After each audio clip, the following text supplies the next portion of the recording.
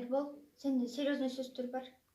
Мен үйде отырып bir işleve bilmeden. Sen haktan işteysin. Sen ayağısın. Ben bu uyuda erkek. Ben işteyim.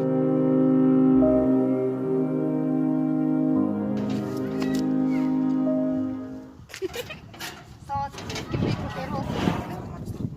Сиздин аялыңыздын арызы түштү. Биз менен участокко жөнөп Эмне арыз түштү? физикалык зор сомдук көрсөткөн үчүн.